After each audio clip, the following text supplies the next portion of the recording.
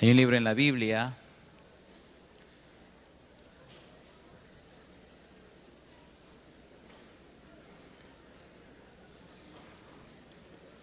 que se llama Génesis. En el libro de Génesis,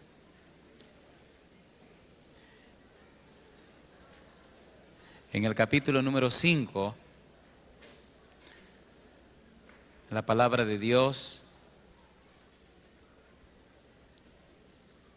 dice lo siguiente. Génesis capítulo 5, versículo 1 en adelante, dice la Biblia: este es el libro de las generaciones de Adán, el día en que creó Dios al hombre, a semejanza de Dios lo hizo. ¿Cómo hizo Dios al hombre? A semejanza de Dios. Es interesante cuando los teólogos se ponen a hablar de la creación de Adán. Por ejemplo, la palabra Adán en el idioma hebreo significa rojo, el rojo. Pero hay otras traducciones del concepto Adán o la palabra Adán, el significado Adán, que significa el brillante, el que brilla. Cuando se investiga un poco más, encontramos en algunos de nuestros libros que dice que cuando Adán salió de las manos de Dios, tenía un ropaje de luz, era resplandeciente. Y más, se dice que Adán reflejaba el carácter de Dios, reflejaba la imagen de Dios, reflejaba el perfil de Dios en sus actitudes y en sus aptitudes. La Biblia dice que Adán fue creado y que estaba desnudo, pero no se avergonzaba de estar delante de Eva. Pero cuando Adán y Eva pecan, dice la Biblia que descubrieron que estaban desnudos. Algunos dicen, exégetas bíblicos, que cuando Adán y Eva fueron creados, estaban desnudos de ropaje humano, pero estaban vestidos con la justicia de Dios, con la luz de Dios, y se parecían a Dios. Pero cuando pecaron, esta luz desapareció, y entonces se vieron a sí mismos desnudos y se avergonzaron. Al verse desnudos y avergonzados, intentaron vestirse, intentaron cubrirse, y para ello utilizaron hojas de higuera para cubrir su desnudez. En toda la Biblia existe lo que se llama la teología de la desnudez, denotando así que el hombre sin Dios está desnudo. Pero el hombre cuando tiene a Dios, cuando conoce a Dios, entonces es vestido con la justicia de Dios, es cubierto con la justicia de Dios, es arropado con el perfil de Dios, es cubierto con la piel del Cordero. Cuando Adán y Eva pecaron, dice la Biblia que el Señor vino a hacer un juicio investigador y preguntó: Adán, ¿dónde estás? Y Adán contestó: oí tu voz en el huerto y tuve miedo y me escondí porque estaba desnudo. Y el Señor le preguntó: ¿y quién te enseñó que estaba desnudo? Y allí comenzó el problema. La serpiente engañó a Eva y Eva, utilizada por la serpiente, engañó a Adán y comenzó el problema del pecado. La humanidad quedó desnuda de la justicia de Dios. La humanidad quedó apartada de la presencia de Dios. La humanidad quedó enajenada de la presencia de Dios. La mente humana quedó atrofiada al separarse de Dios. El pecado comenzó a entorpecer la mente humana. Y las facultades y los potenciales del ser humano comenzaron a aminorarse.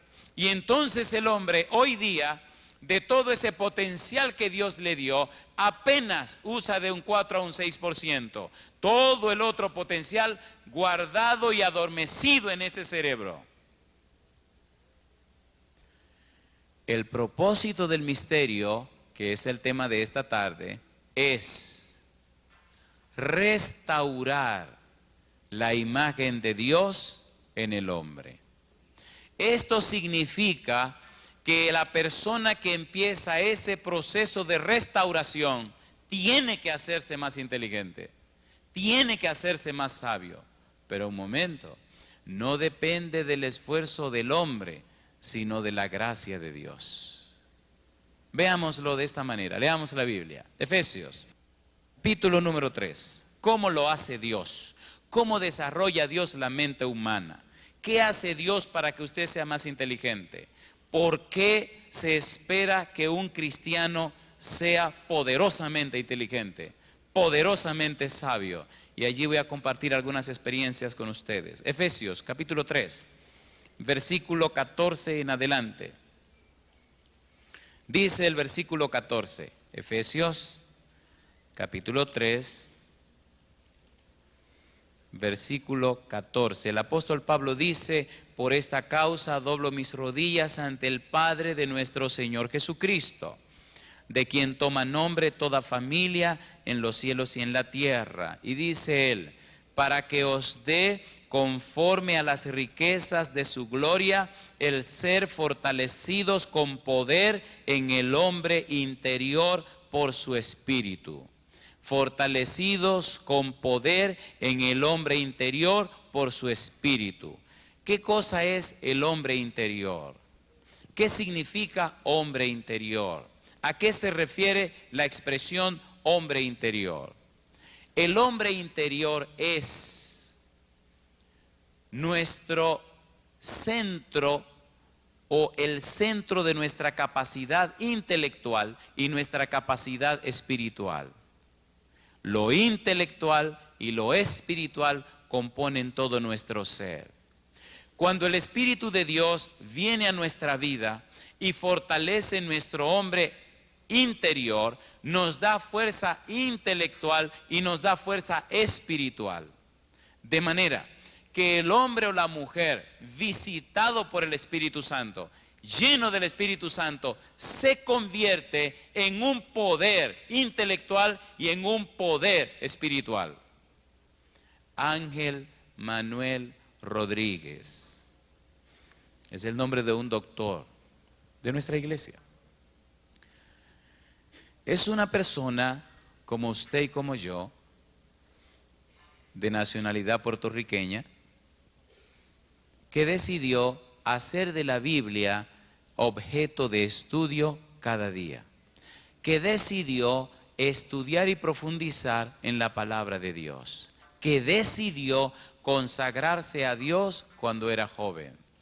Ángel Manuel Rodríguez se ha desarrollado tanto, ha desarrollado una capacidad intelectual tan amplia, tan profunda, que hoy es el director del Instituto de Investigación de la Conferencia General de los Adventistas del Séptimo Día. Es una de las autoridades más respetadas de nuestra iglesia en el mundo entero. ¿Qué pasó con él? Que él permitió que el Espíritu Santo lo fortaleciera con poder en el hombre interior. Ese hombre interior, esa capacidad intelectual y espiritual que Dios nos dio, compone tres aspectos de nuestro ser. Número uno, la mente. Número dos, la conciencia. Y número tres, la voluntad. Veamos rápidamente el valor de estos tres aspectos de nuestro ser. Número uno, la mente. Para estudiar, ¿necesitamos la mente? Pues claro que sí, fundamentalmente. Número dos, para vivir, para actuar, ¿necesitamos la voluntad, fuerza de voluntad? Pues claro que sí. Y para proceder, correcta o incorrectamente, ¿necesitamos tener clara la conciencia? Pues claro que sí. El problema está que hay una cantidad de personas, cristianas o no, que no han desarrollado su hombre interior, que no han alimentado su hombre interior, que no han sido llenos como Dios quiere de su Espíritu Santo, y entonces tienen una mente floja, una conciencia débil y una voluntad que se mueve de cualquier manera.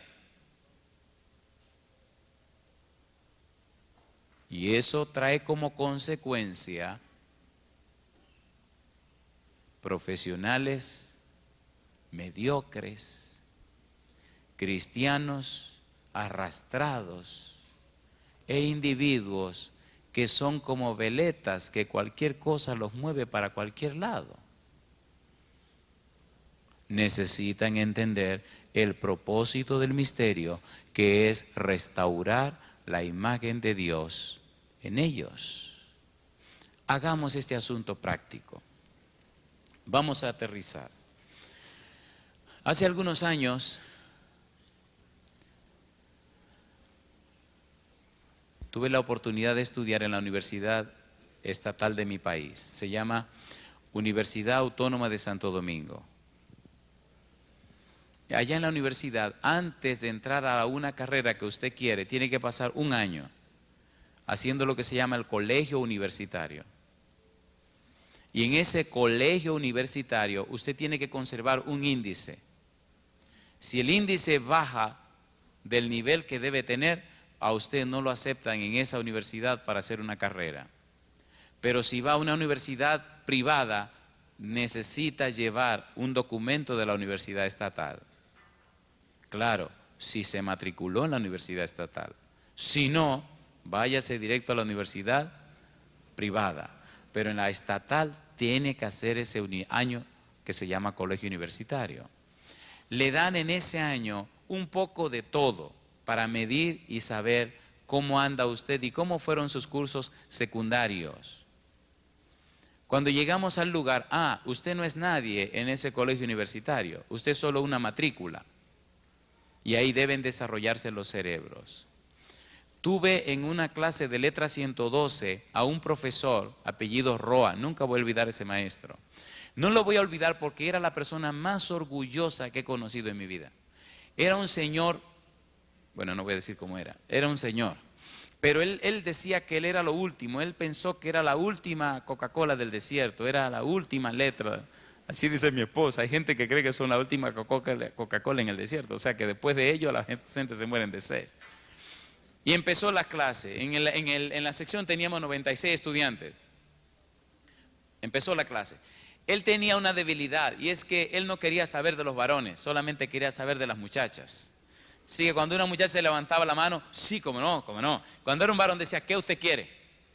Entonces los muchachos decidieron no hacerle caso, o sea, cada quien hizo su complot, al punto que los muchachos decidieron sentarse todos de un lado y las muchachas se sentaban del otro lado. Y él, ¿a qué no me dicen para qué lado se iba? Para el lado de las muchachas. Y había una guerra entre los muchachos y las muchachas, horrible, y contra él. Y él con las muchachas, ay, muy condescendiente. Mire, profe, hoy no pude traerle la tarea, se la traigo mañana. ¿Cómo no? Está bien, mi hija, ¿cómo no? Está bien. Y cuando dice un muchacho, mire que tuve problemas, es hoy la tarea. Así que este lado no valía nada y aquel lado sí valía. Y ahí desató una molestia entre todos y comenzamos a estudiar, comenzamos a trabajar. Llegó la fecha de los parciales. Y en los exámenes parciales, él jamás miraba para los varones, siempre para las hembras. Y venía y le decía a esas muchachitas que le caían bien porque era un bandido. Le decía, mi hija, ¿y en qué te puedo ayudar? Y se pegaba mucho y bajaba la cabeza por ahí a ver en qué le podía ayudar. Y eso no está bien, corrige eso, corrige aquí, corrige allá. Y como eso es una universidad estatal, nadie le hacía ninguna revisión. Él era miembro de la facultad, él era parte del consejo directivo de ese departamento, era una autoridad en su asunto, tenía un doctorado en letras y en sus cosas, pues. Y hay del bachiller que preguntara, profesor, venga acá. ¿Usted no me ve que estoy ocupado? Pues sí, siempre estaba ocupado de este lado. Terminamos el primer parcial y amigo mío, a todas las damas le fue de maravilla.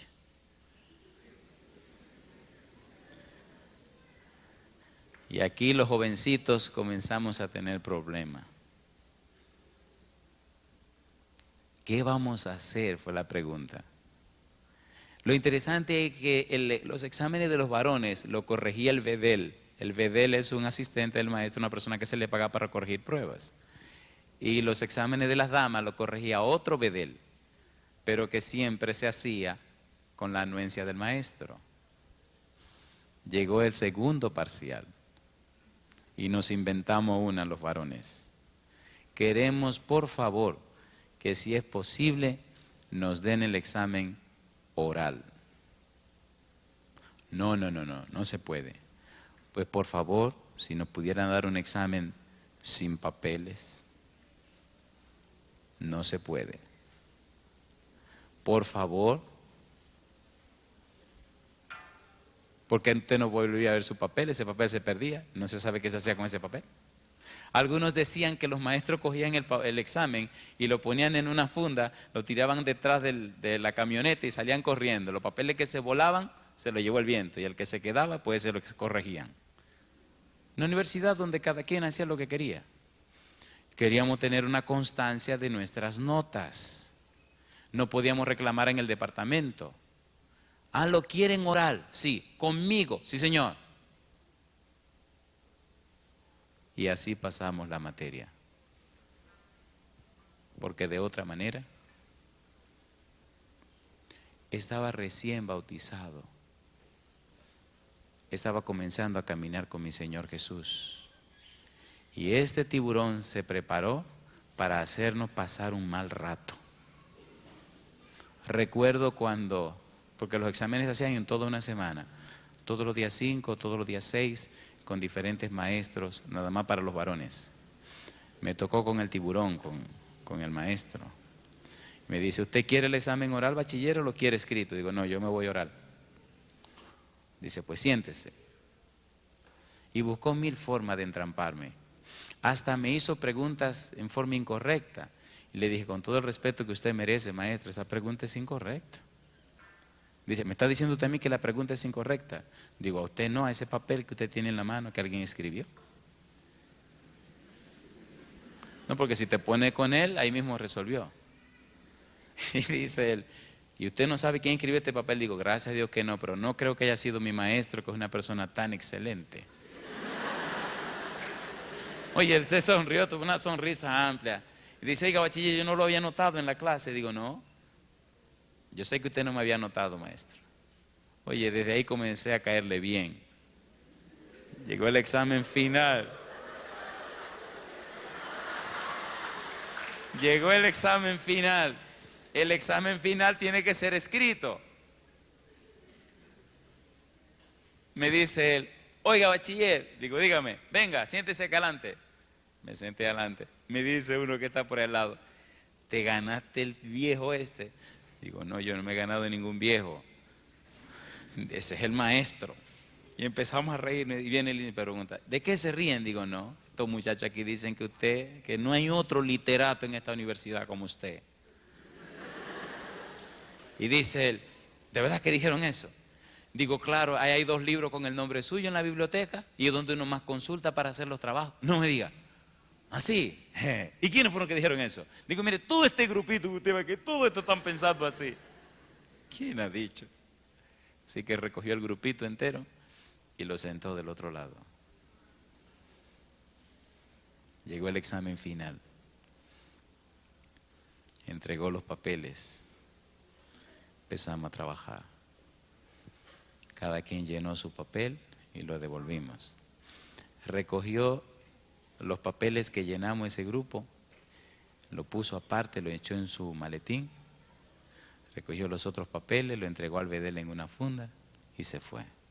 Esa era la 111 y luego venía la 112, letra 111, luego letra 112. Si usted no pasaba la primera, no podía pasar a la segunda. A la semana siguiente seguían las clases para completar el material, porque siempre hacía falta completar el material, porque esa universidad vivía peleando.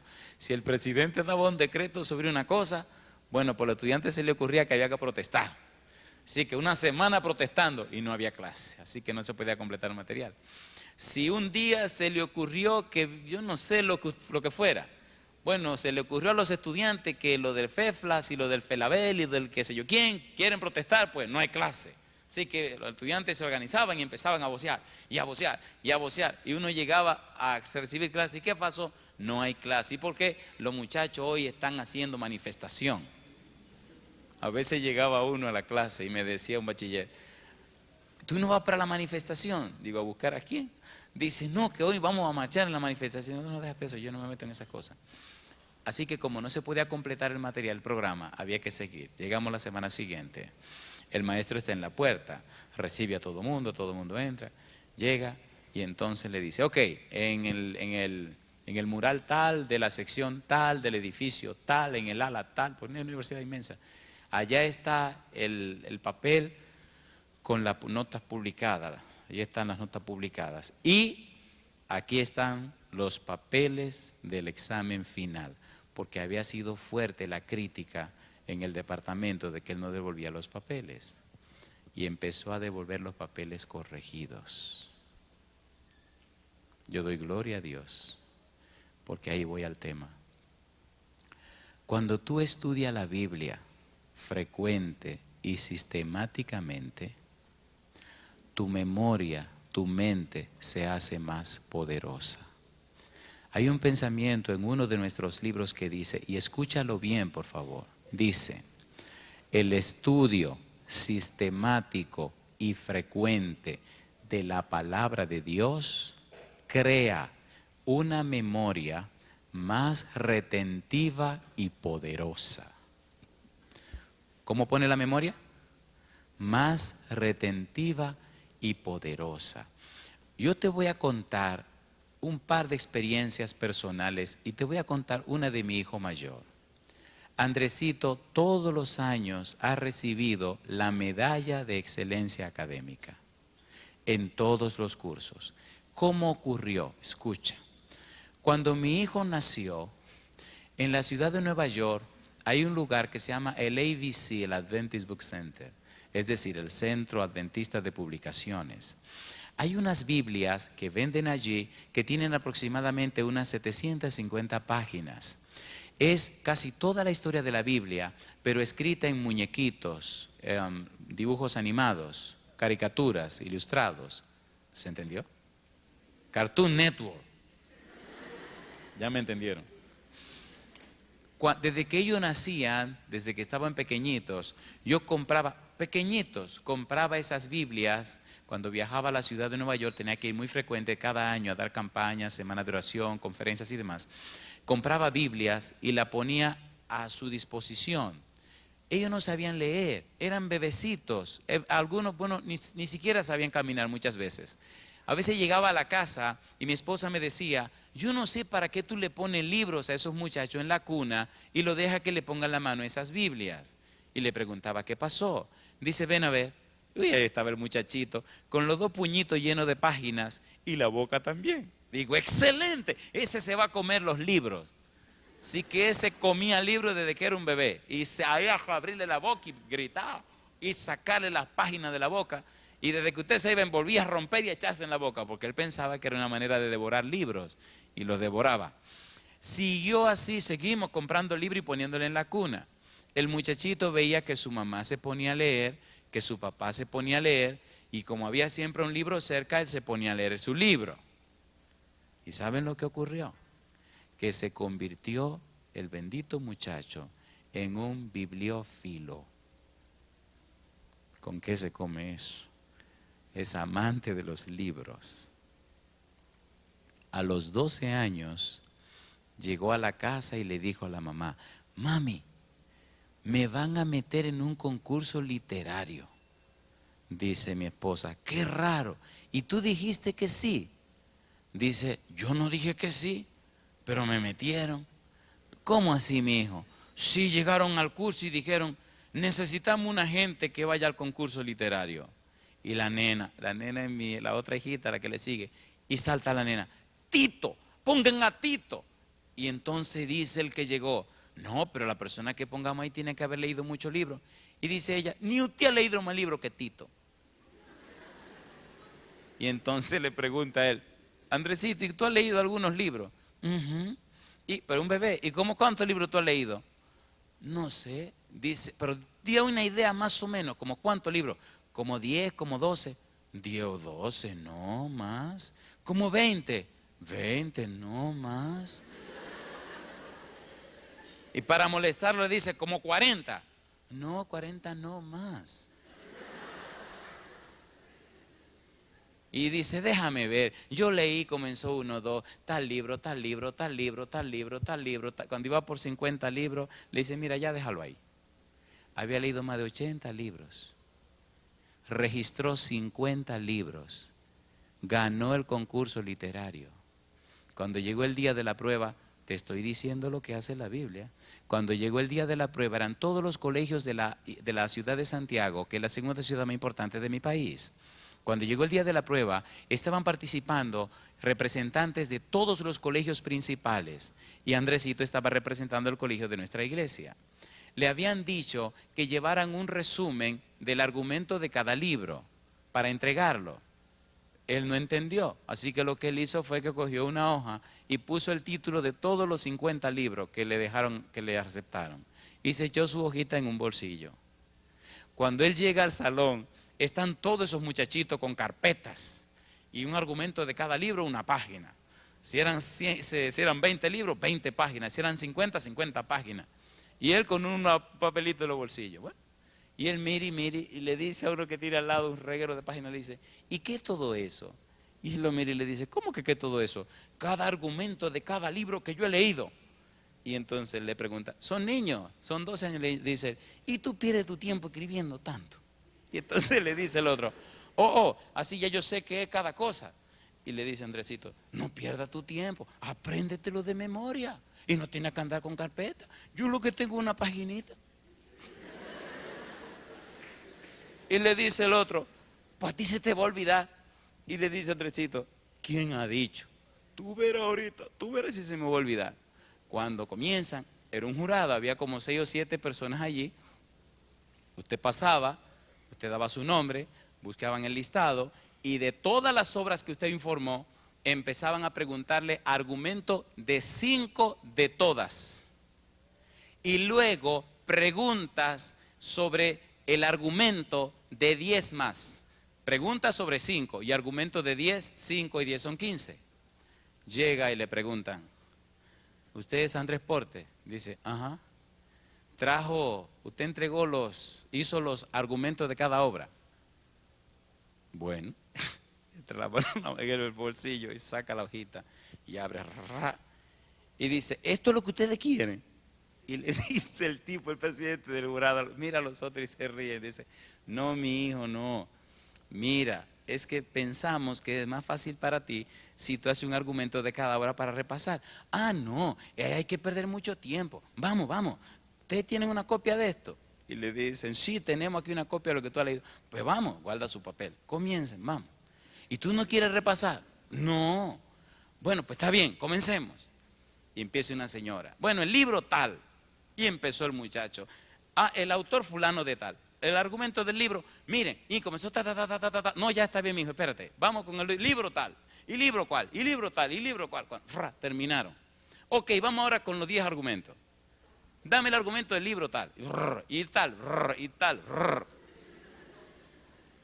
Y dice una señora, oye, tú pusiste aquí que has leído la Biblia.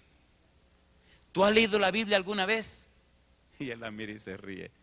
Y le dice, sí, muchas veces. Yo estoy leyendo la Biblia desde antes de saber leer. Y empezó esa mujer a reírse. Y a reírse. Dice, ¿cómo tú lees la Biblia de antes de saber leer? Dice, mi papá, porque mis hijos no tienen vergüenza para hablar en público. O sea, la chiquita de mi casa que tiene 7 años, usted le da este micrófono y se le para aquí delante, le da una sonrisa y empieza a hablarle. Y mientras más gente ve, se siente más contento. En mi casa dicen que hijo de gato caza ratón. Y entonces le dice la señora, ¿tú has leído la Biblia? Le dice, desde que yo era niño, mi papá compraba Biblias con historias, con ilustraciones. Todos los días nos sentaba en sus piernas y nos leía las historias y nosotros mirábamos las imágenes. Cuando alguien llegaba a la casa, ya se sabían todas las historias de memoria.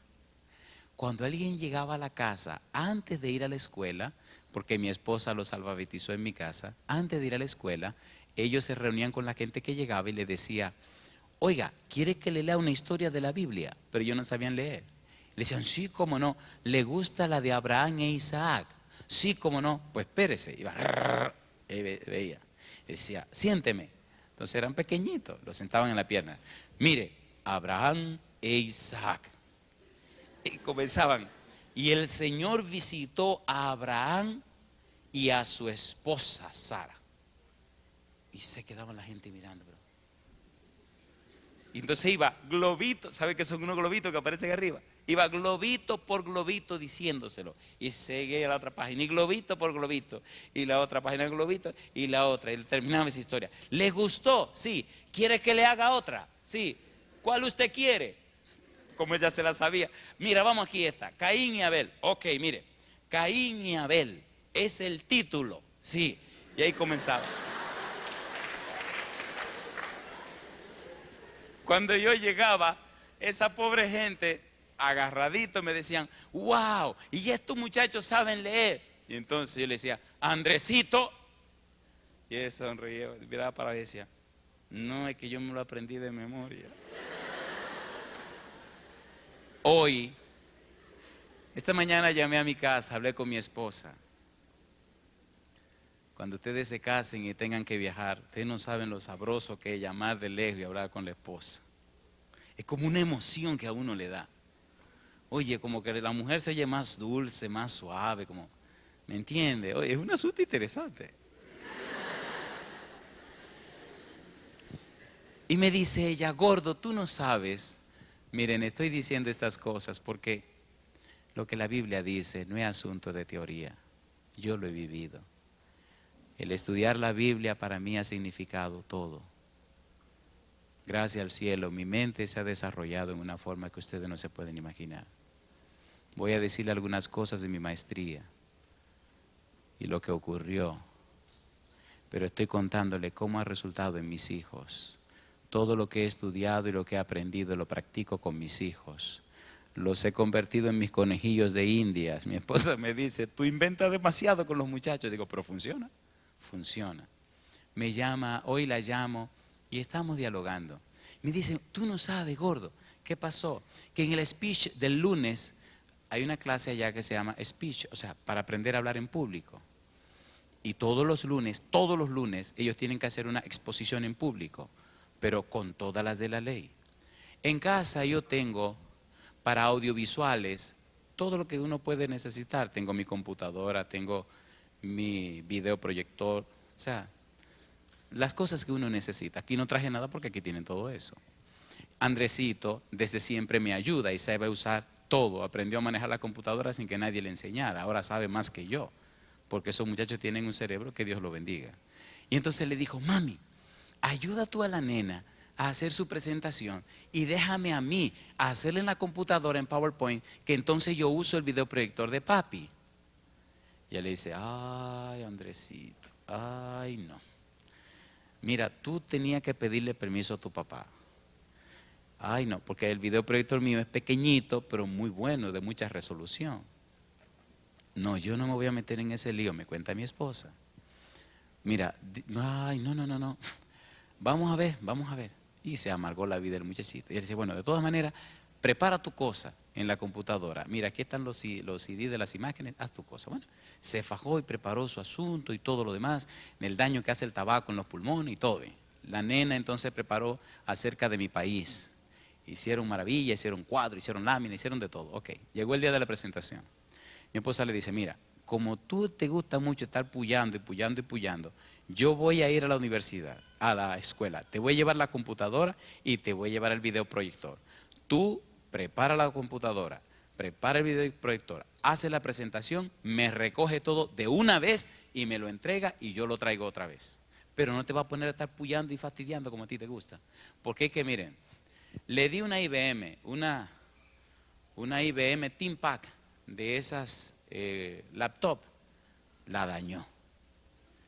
Luego cambié una compa que yo tenía, se la di, le cambió todo el sistema, le cambió todo el programa, toda la presentación, y pues se puso a cambiar tanto que la volvió loca, la dañó. Una tercera laptop que tenía, nuevecita, la compré el año pasado en abril, pues le gustó tanto y fastidió tanto y molestó tanto y el cerebro a veces como que se le va adelante. La dejó caer y se fastidió. Ahora hay otra que es la que está usando. Y hay una que compré que esa no le va a poner la mano.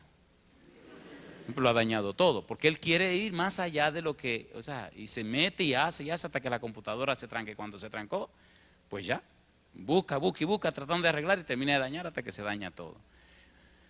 Llegó la presentación. Presentó la nena, Le fue muy bien, ahora le tocó a él. Y gracias a Dios sacó un 100. ¿A dónde quiero llevarte? Si le da lugar a la palabra de Dios en tu corazón, el Señor va a hacer maravilla.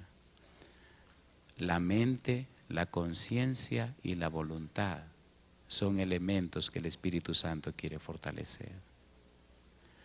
Cada año siempre el niño saca su medalla. Cada año en mis estudios nunca tuve problemas. Cuando terminé mi licenciatura en la universidad, al año siguiente me contrataron para enseñar y me aprobaron una maestría en otro lugar. Y así pasaron los años. Cada año un éxito más. Recibía pergamino de la excelencia en la enseñanza por el aprendizaje de mis alumnos. ¿A dónde quiero llegar con todo esto? Si le das lugar a la Biblia en tu vida y en tu corazón, si permite que el Espíritu Santo haga su trabajo en tu mente, el Señor hará maravillas contigo. Ser un profesional mediocre no tiene sentido, porque estás perdiendo tu tiempo, tu dinero y tu vida. Consagrar tu vida al Señor, darle lugar a Dios en tu corazón, permitir que el Espíritu obre en ti, desarrolla una mente más capaz, una conciencia más poderosa y hace de tu voluntad una voluntad de hierro, una voluntad para decir no a lo que hay que decir no y sí a lo que hay que decir sí. Eso es lo que significa ser fortalecido con poder en el hombre interior. Y quiero terminar con esta historia, porque noto que lo que más te puede ayudar son los ejemplos prácticos de la vida cristiana. Cuando empecé a hacer mi maestría, la primera clase se llamaba Diseño y Técnica de Investigación. La asignatura era tan difícil que casi todos los alumnos queríamos salir corriendo. La doctora Pennycock era la que iba a dar esa clase. En 2 semanas teníamos que escribir una tesis y al final de las 2 semanas había que sustentarla, es decir, había que defenderla. Una cosa que lleva mucho tiempo, había que hacerlo en 2 semanas. Nadie durante las 2 semanas durmió más de 3 horas. Cada día había examen de la clase anterior. Cada día había que entregar algo del trabajo de la tesis. Y en la noche había pocos libros en la biblioteca. De noche y en el día, las clases eran en la mañana y la tarde y la noche era el día de la angustia y de la corredera y de la ansiedad. Uno de los estudiantes, el primer día, cuando vio cómo iba a ser la cosa, tomó su carro, montó sus cosas y se fue para su casa. Éramos 49 alumnos, así que quedamos 48. Y comenzó la maratón. Recuerdo que en las noches casi nadie dormía. Y mucho menos la gente tenía tiempo de leer la Biblia. En varias ocasiones tuve que hacer una decisión. La decisión fue: o sigo leyendo mi Biblia como lo hago todos los días, o dejo de leer mi Biblia para atender a mis clases. Y tomé una decisión. Yo voy a leer mi Biblia. Recuerdo una noche, eran como las 3 de la mañana, y estaba con el mosquitero puesto y estaba dentro de mi mosquitero. Y estaba leyendo mi Biblia. Había examen al día siguiente. Había mucho material que estudiar. No había suficiente tiempo para repasarlo todo. Me mantuve leyendo mi Biblia. Apareció un estudiante pidiéndome un libro. Está ahí debajo, se lo llevó. Vino otro a buscar otro libro, se lo llevó. Y el otro libro, se lo llevó. Y entonces vino uno y me preguntó: ¿y qué tú haces? Y le dije: estoy leyendo la Biblia. ¿Leyendo qué? Leyendo la Biblia. Pero tú tienes que estar loco. Tú sabes todas las cosas que hay para mañana. Yo voy a leer mi Biblia. ¿Recuerdan que le dije que el estudio sistemático y frecuente de la Biblia crea una memoria más qué? Más retentiva y poderosa? ¿Se acuerdan o no se acuerdan? Y mire lo que ocurrió. Al otro día llegó el examen. Recuerdo que antes de ir al examen, terminé de leer mi Biblia, bajé, me arrodillé y le dije: mira, Señor, yo no tengo suficiente tiempo para repasar todo esto, pero hice como tú dices, te busqué a ti primero. Ahora, Señor, yo voy a orar y necesito que tú me digas, de estos materiales que hay aquí, ¿cuál debo estudiar y cuál no? Porque el examen no viene de todo. Así que me arrodillé, oré y agarré el primero. Y Dios mío, ¿qué hago con esto? Me dice: ese no, lo tiré a un lado. Digo, ¿y qué hago con este otro? Dice, ese sí, lo pongo aquí. Digo, ¿y este, señor? Ese no, tiré para el otro lado. Señor, ¿y este? Ese sí. Eran cosas de este tamaño. Y entonces empezaba capítulo por capítulo. Dios mío, impresióname. Empezaba a estudiar. Había momentos que recibí una impresión fuerte y le hacía una marquita. Digo, este tipo hay que chequearlo. Y así fue buscando, checando hasta que chequeé todos esos capítulos. Y entonces empecé despacio, uno por uno. Hay una cosa interesante y es que pasé algunos años dando seminarios o cursos de cómo aprender a estudiar. Y como sabía cómo aprender a estudiar, organizaba mis materiales de una forma tal que hacía lo siguiente: usaba un método acróstico. Es decir, yo tomaba un capítulo. ¿Saben lo que son mapas de conceptos? Entonces usaba mapas de concepto, pero además del mapa de concepto usaba un acróstico, es decir, inventaba una palabra clave para cada división y otra palabra para las subdivisiones y otra palabra para los términos generales y una palabra para todo el conjunto. Así que con una palabra yo tenía todo un conjunto. Si eran 10 palabras, tenía 10 conjuntos, tenía 10 capítulos o tenía 10 temas. Cuando el examen comenzaba, el maestro se quería volver loco, porque sin mucha prisa yo tomaba un papel y ponía número 1 y escribía mi palabra clave. Una palabra como a veces hasta con 12 sílabas. Y el segundo, y él venía y preguntaba, ¿y qué es eso? Y yo me reí y le decía, una clave, maestro. Ah, pues está bien. Y escribía la segunda y la tercera y la cuarta y la quinta, sin ninguna prisa, con la mente serena y en calma. Y escribía en 10 palabras todo el contenido del material. Y entonces empezaba a reírme. Ah, pregunta tal. Digo, eso está en tal sección. Acá, palabra número 3, aquí está. Y entonces empezaba a descifrar. Esto tiene que ver con esto. Y entonces cogía la hoja y lo ponía así al largo y comenzaba a desarrollar. Y iba desarrollando así un diagrama hasta que se llenaba la hoja. Venía, respondía la pregunta, respondía todo. Y me dice el maestro, oye, ¿y qué es lo que usted está haciendo? Contestando mi pregunta. Y él se preguntaba, pero ¿cómo que tú te acuerdas de los detallitos? Le voy a decir un secreto, mis amigos. ¿Han visto cómo hicieron la computadora? Con los programas y con todo lo demás. El cerebro está diseñado más o menos así. Si usted hace su cerebro, lo desarrolla en esa dirección, usted le pone material a ese cerebro y una capacidad que usted se asombra de lo que es capaz de hacer. Le dije a Dios que la maestría quería graduarme con 100 y 99, porque como se estaban burlando de que estaba leyendo la Biblia, y le tengo buenas noticias, el Señor permitió que así fuera. Esto que dice la Biblia no me lo contaron, yo lo estoy viviendo y lo estoy viviendo con mis 3 hijos. ¿A dónde te quiero llevar? Si le das la oportunidad a Jesús, si tomas la palabra de Dios como parte de tu vida, los maestros y los compañeros se asombrarán de lo que Él es capaz de hacer contigo. Cuando llegamos a la ciudad de Houston, mi hija de 6 años, 5 o 6 años, no sabía nada de inglés. Y le dije, bebé, cada mañana tienes que leer una porción de la Biblia antes de estudiar. Le correspondió una maestra argentina, gracias a Dios, que hablaba español. Le consiguió unos libros, una serie de inglés que se llama, es un perrito, Clifford. Y ella comenzó a estudiar a Clifford con la serie y a leer su Biblia. Y oigan lo que ocurrió. Al final, la bebé se graduó con una E. Ella notaba que mis hijos sacaban A y B. Y un día llegó a la casa llorando porque decía que todas sus notas eran E, que se había quemado. Y le dije, no, bebé. Dice, yo lo que tengo es E. Tito tiene A y tiene A. La nena tiene A y tiene B. Y a mí me pusieron una E. Digo, pero ¿y cómo así? Dice, sí, la E es mal, porque yo no tengo A. Y voy donde la maestra y le digo, oiga, dice la bebé que nada más tiene E. Y ella empezó a reírse, a reírse. Entonces me buscó las notas y me la entregó. Cuando llegó a casa le digo, oye, Esther, ven a ver.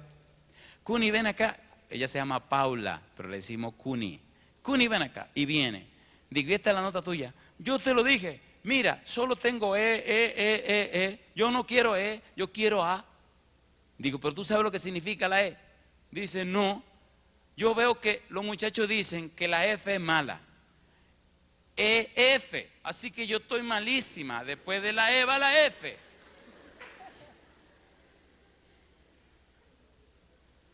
Y la E significa excelente.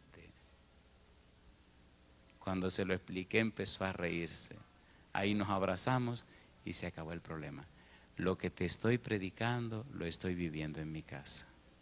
Mis hijos se graduaron con honor en esa escuela y todas las clases son en inglés. Yo te pregunto esta tarde, ¿vale la pena caminar como Dios dice? ¿Sí o no? Yo lo he hecho por 24 años y no tengo nada de que arrepentirme, ni en mis estudios universitarios ni en la maestría. Lo que el apóstol Pablo dice de ser fortalecidos con poder en el hombre interior tiene que ver con el estudio de la Biblia, tiene que ver con tu comunión con Dios. Si quieres que te vaya bien en tus estudios, saca lugar cada día para estudiar la palabra de Dios, para orar a Dios, para invitar al Espíritu Santo. Nunca te ponga a estudiar sin haber orado, sin haber abierto la Biblia en un proverbio, en un salmo, en algún capítulo del Nuevo Testamento, en algún capítulo del Antiguo Testamento, donde sea. Toma tiempo cada día para leer la Biblia antes de estudiar.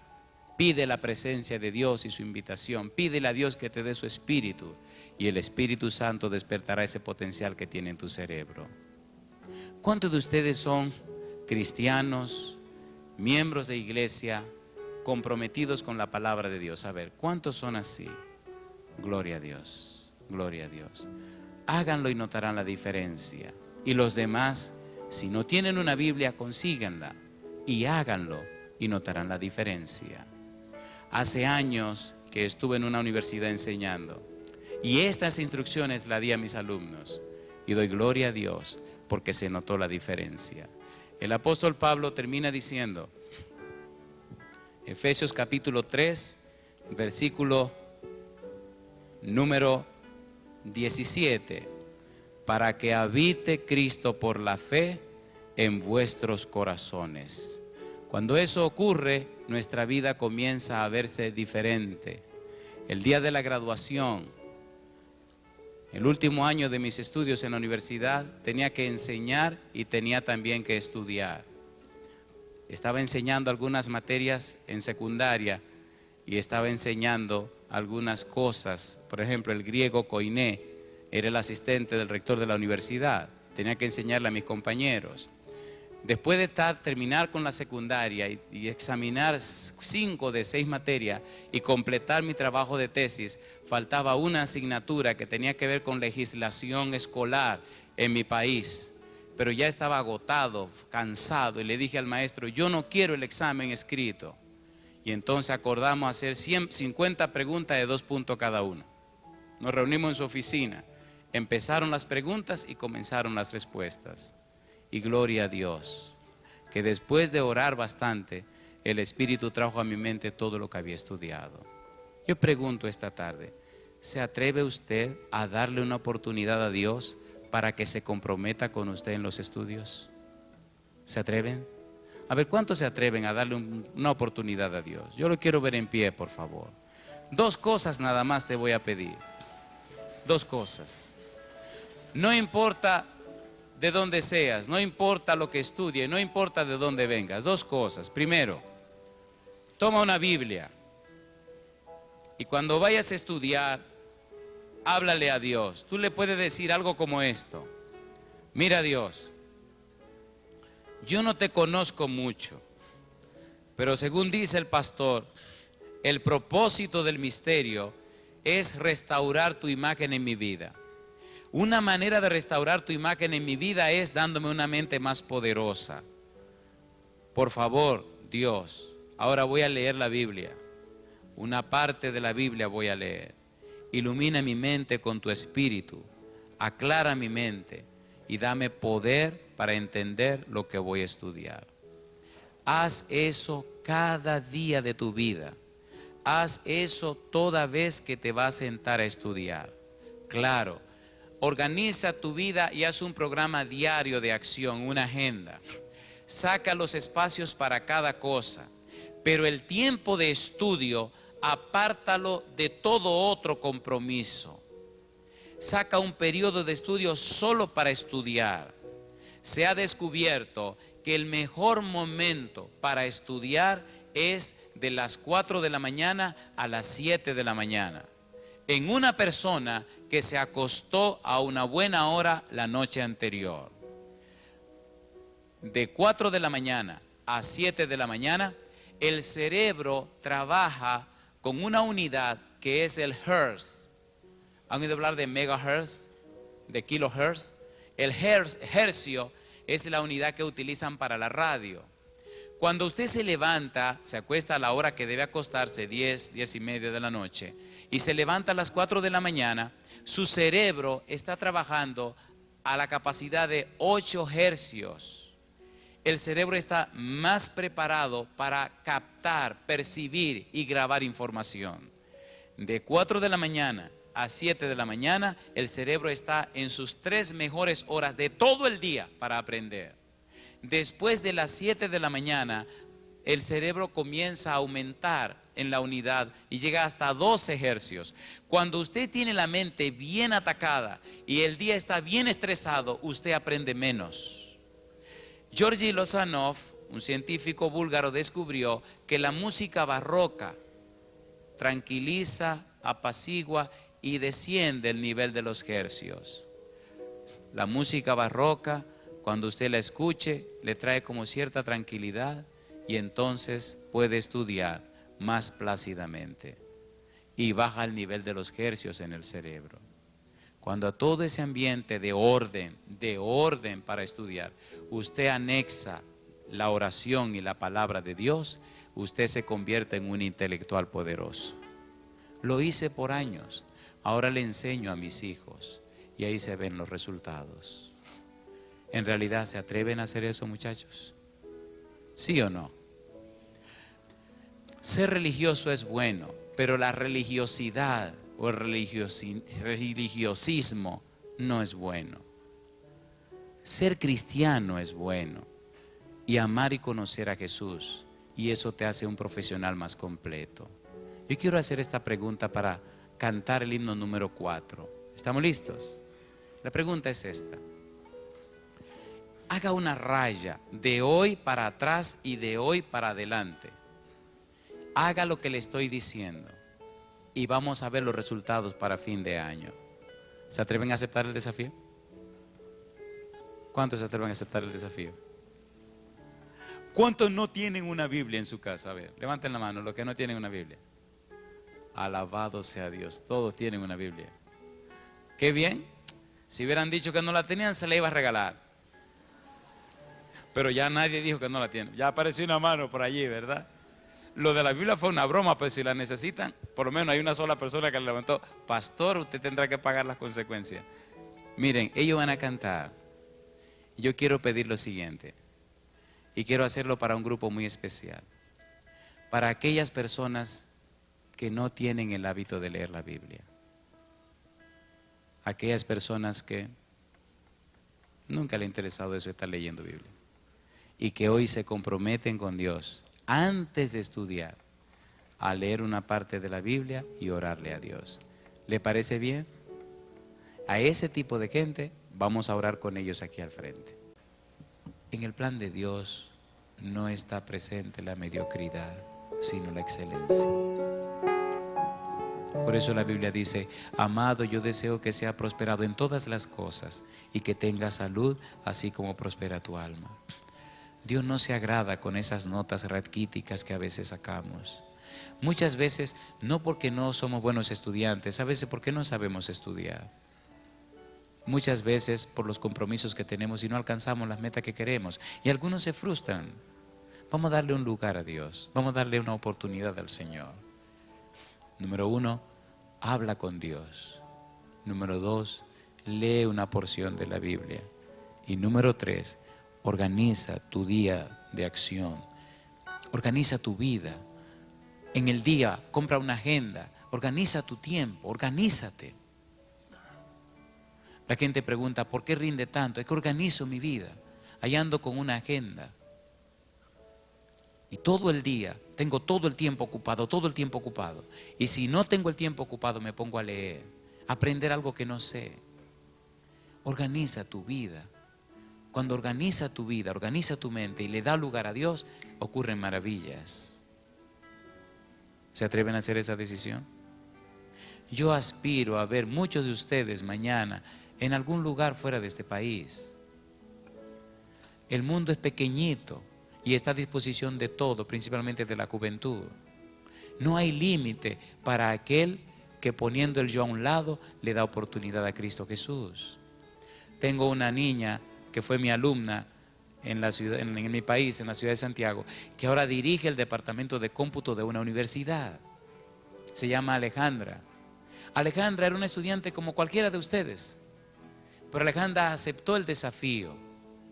Le dije, mi hija, organízate, organiza tu tiempo, organiza tu vida, organiza tus cosas, escribe tus prioridades, define tus metas, establece tu horario, tu programa de acción, haz un plan de acción. No deje que otra gente determine tu tiempo, determínalo tú, organiza tu vida. Y lo hizo.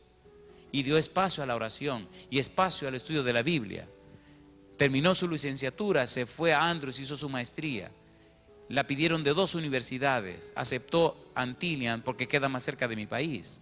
Y ahora dirige el departamento de cómputo de la universidad. Una muchachita, Tamara, es médico, está haciendo su 4º año de residencia. Terminó su medicina general y empezó a especializarse en neurocirugía, en cirugía general, pero especialmente en neurocirugía. Cuando usted la ve, usted se ríe, no tiene cuadre ni de enfermera y es cirujano, pero hizo espacio para la Biblia y para la oración. Uno de sus médicos, de los que la instruían, se la llevan a hacer operaciones en otros lugares. Y por suerte que como se viste de médico, creen que es enfermera, pero quien hace las operaciones es ella. Un día le dije, oye Tamara, yo quisiera ver una autopsia forense. Ah, ¿cómo no? Y me trajo un video. Le confieso que nada más comencé a ver cuando empezaron a abrir. Abren aquí, abren acá, abren allá y comienzan a sacar órganos y a partirlo en pedazos. Nada más vi cuando abrieron aquí y abrieron acá. No seguí más de ahí. Y le pregunté, ¿y tú haces eso? Y dice ella, yo he abierto tanta gente que usted no se imagina. Pero es un pichoncito así de gente. Y dice, ay pastor, la oración y la Biblia me han convertido en lo que soy. Una estrella en cirugía. Si ellos lo lograron, tú también puedes. ¿Aceptan el desafío? ¿Lo van a hacer? Querido Dios, muchas gracias por haber encaminado nuestros pasos hasta este centro de estudios. Muchas gracias por haber traído estos jóvenes y jovencitas para que compartamos algunos días de esta semana. Gracias porque ellos están entendiendo que cristianismo significa excelencia. Cristianismo significa superación. Cristianismo significa crecimiento y desarrollo. Cristianismo significa ser fortalecido con poder en el hombre interior. Tener una mente capaz, tener una mente poderosa, convertirse en profesionales de primera clase. Y tener una conciencia poderosa para no dejarse entrampar. Y una fuerza de voluntad poderosa para no dejarse amarrar por nada ni por nadie. Y hacer lo que debe hacerse en el tiempo en que debe hacerse. Por favor, Señor, bendícelos, acompáñalos, cuídalos, protégelos y dirígelos. Que cada vez que vayan a estudiar, recuerden orar a ti y leer una porción de la Biblia, para que tú, Señor, a través de tu Espíritu, tome control de sus mentes y desarrolle sus capacidades intelectuales y los convierta en gigantes que glorifiquen tu nombre. Gracias, Dios, por acompañarnos. Gracias por dirigirnos y cuidarnos. Llévalos en paz de vuelta a sus actividades. Te lo pedimos en el nombre de Jesús.